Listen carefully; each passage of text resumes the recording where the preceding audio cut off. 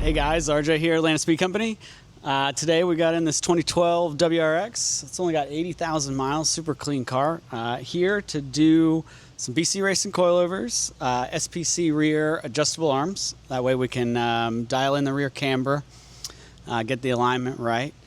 As we do with every car that comes in here, we did a full look over, multi-point on the car, realized that it's never had a timing belt done, being that the car is now, 14 years old. So should be done every 10 years or 100,000 miles. So went ahead, recommended that.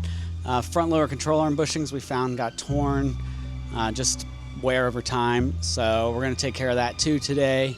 Basically get him back on the road and riding with a nice stance and a bit tighter of a suspension.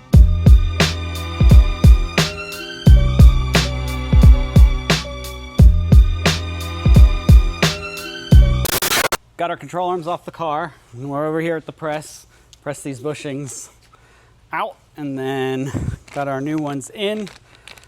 Unless we're upgrading, we always like to use OEM stuff.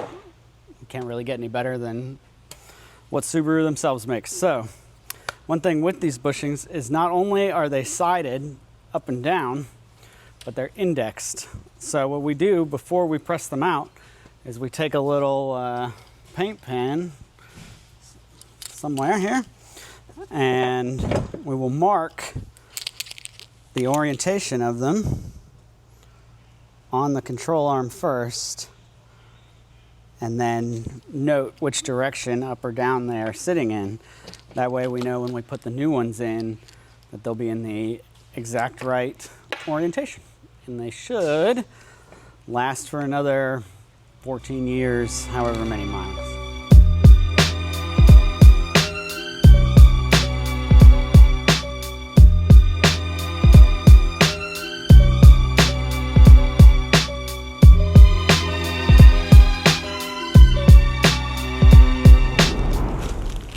All right, we went with these, customer went with the SPC adjustable lower control arms. It's essentially a stock stamped steel control arm that has a spot to adjust the camber. It, gets the job done. It does exactly what it's supposed to do, gives you extra camber adjustment when you don't have any. There's obviously some beefier, better options depending on what you're trying to do. This customer, for what he's doing, that's more than he needs. Same with the BCs. If you're a hardcore track guy, sure, you're gonna spend some more money on a higher end coilover. But for somebody who's just riding around on the street, who just wants the car stance look right and a little bit stiffer suspension, BC's great. Their customer service is fantastic. There's options lower, options higher. It's all in the customer preference. Now, one thing with these SPC arms is they always come with a offset toe arm bushing.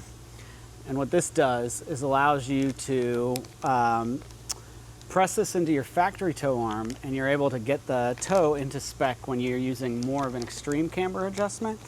Very few cars we do here get to that kind of camber level. So, and honestly, if they do, we just recommend a beefier, better turnbuckle style toe arm. They get the job done, not the easiest thing to install, and makes an alignment slightly difficult, but it's great that SPC throws them in with the arms in case that's what you're trying to do.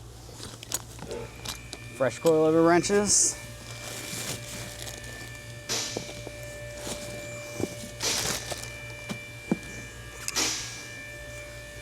We're just gonna go ahead and take them all out of the box and lay them out so they're ready. When we get the old stuff on, we can just toss them on. Now, you got two different adjustments on these coilovers. Well, more than two, but you've got your height adjustment as well as spring preload adjustment. Now, 9 out of 10 times your spring preload on this kind of coilover is going to come set already. We do like to check them, but generally on your more entry-level coilover, they're gonna come already set. And that basically is just the amount of tension that you put on the spring before it's even put onto the car. We'll go ahead, get the old struts off the car, and get this stuff put on. Once we get it all on, we can get the car on the ground, dial in the height that the customer has. Basically, we've gone over with the customer on what kind of look, what kind of height he wants. So let's go ahead and get these on the car.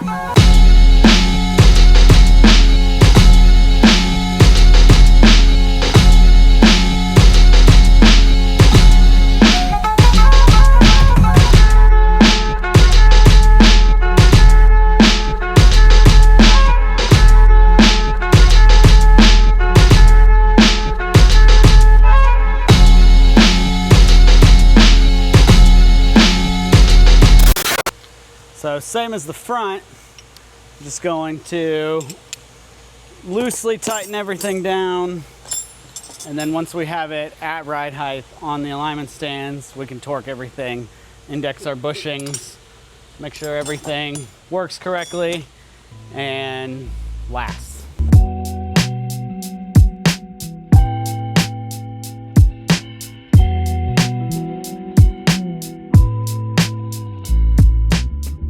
Now the front struts here, coilovers, they are sided. BC obviously labels theirs, not every company does. So really what you want to watch out for is you want to make sure your ABS and brake line hookups are on the right side with the strut installed, coilover installed. The other thing you need to make sure is the top hat orientation. You know, we see this a lot. Customers come in and they basically have this orientated in the wrong direction. Orientated? Is that the right word? Installed in the wrong direction.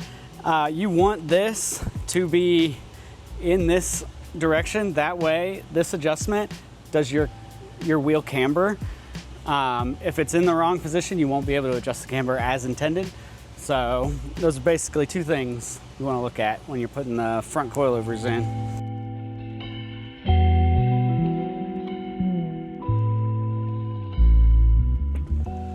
All right, one thing I like to do when I put on a set of coilovers, top bolt here on the strut is the eccentric bolt for the camber adjustment. So I always find when I'm on the alignment rack, it's a lot easier to take camber out than it is to lean it back in. So I want to start with this sitting at, you know, as far in as it'll go as far as camber. So I always like to push the knuckle in, move it around until I find the most negative camber spot, and then I'll go ahead and tighten that down in this position. And that way when I'm on the alignment rack, if I need to take camber out, it's easy. And if I need to add, we'll use the top hats up top. All right, we got all our coilovers on. We'll go ahead, put our wheels back on, put it on the ground, check the heights, and adjust if needed. So we got it on the ground. It actually looked pretty good right out of the box, but we're gonna go ahead, move on, do our timing belt and everything today. It is almost the end of the day, so we'll hopefully get that finished before we leave, and then we'll let the car sit on the ground overnight. That way the suspension can settle. We can get a true, accurate, where the ride height's gonna ride tomorrow, and adjust and align from there.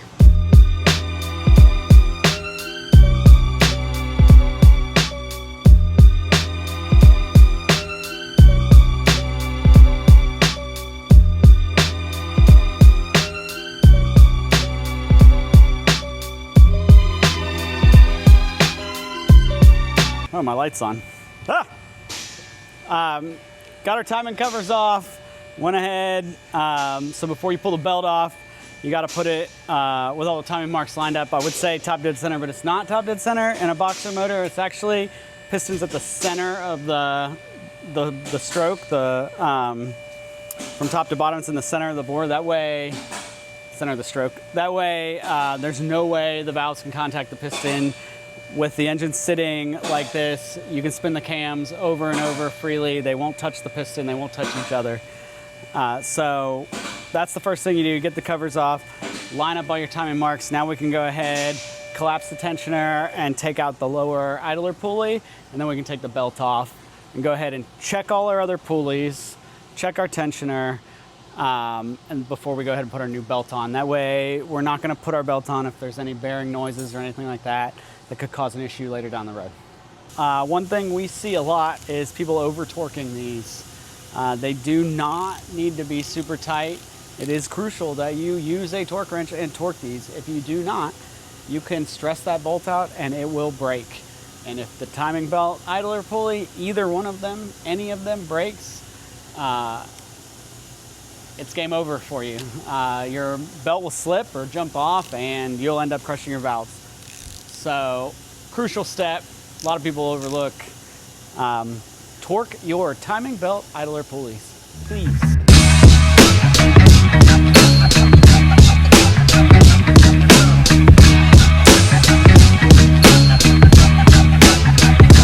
Did you guys hear that thunder? Comment in the comments if you did. I'm not a meteorologist, but I pretend to be one on YouTube. All right, we've got our timing belt on. We have torqued our pulleys, double checked our timing marks. We have also crucially checked to make sure all our timing belt guides are not touching or interfering with the belt in any way. So everything's on, good. We can go ahead and put our covers back on, put the car back together, and that'll be that. All right, after letting the car settle overnight, we rechecked our heights and everything looked good. Double checked our measurements. Car's sitting where we want it to be. So we went ahead, got it on our alignment stands. Now that the car's sitting at ride height, under load, we can get under there, torque the rest of our suspension bushings. I like to mark them with a paint pen as well. And then we'll get the alignment machine set up and get the alignment dialed in. And that should finish it up.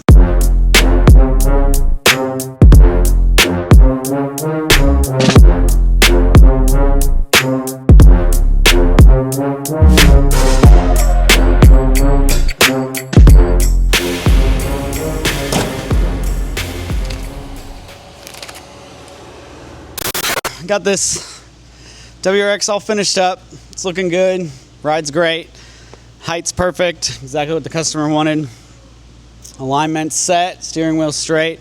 We did a really nice street handling setup. Basically made it so the car will handle great in the mountains, but it'll still very nice driving around town. Good tire wear. Things you want in a daily driver, but still good when you take it up to the mountains on the weekends or the occasional track day if you are so inclined. Yeah, car looks great. Great finished product. It's always fun, always nice working on a lower mile stockish car, you know. It's great to see these people preserve these things. So speaking of preserving, if you want to preserve this channel, go ahead, like this video, subscribe for us. We'll keep making them. So thanks for watching.